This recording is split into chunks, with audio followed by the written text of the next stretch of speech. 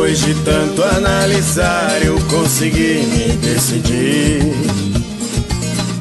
65123, nova opção é Moacir. Ele luta pelo povo, é contra a desigualdade. Ele vai usar seu voto pra ajudar nossa cidade. Ele trabalha, ele batalha, na confiança não falha, é a nova opção. 65123, Moacir veio pra vencer. 65123, nova opção você vai ter. 65123, Moacir veio pra vencer. 65123, nova opção você vai ter.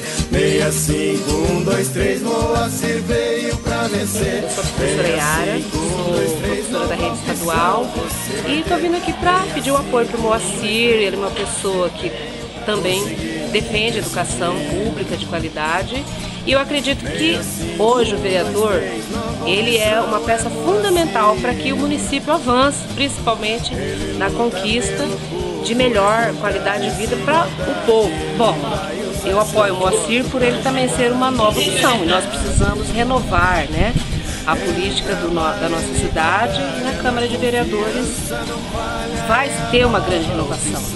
Então, o Moacir representa essa opção política, por isso voto no Moacir. Sou professora Eliane Cristina Costa, atuo na educação na rede municipal há 20 anos e apoio o professor Moacir por ele estar comprometido com a educação de qualidade, o esporte e ser uma pessoa muito íntegra no seu trabalho.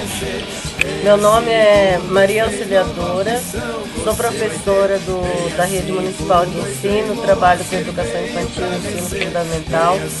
Eu apoio o Moacir pelas propostas inovadoras que ele está trazendo, principalmente para a educação. Ele foi me apresentado pela professora Yara e peço apoio de todos para o Moacir, 65123.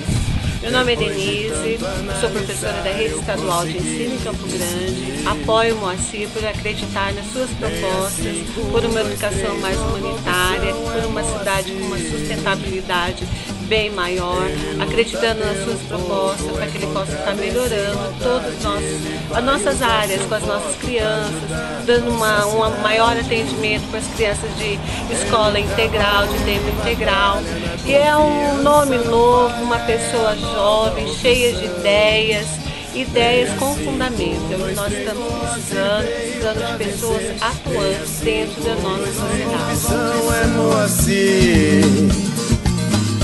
Ele luta pelo povo, é contra a desigualdade. Ele vai usar seu voto pra ajudar nossa cidade.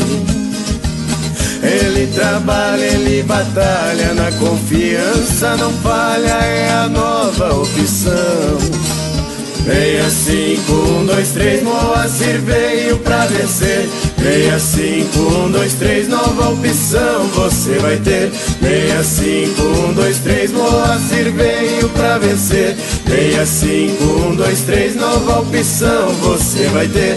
65123, Moacir veio pra vencer.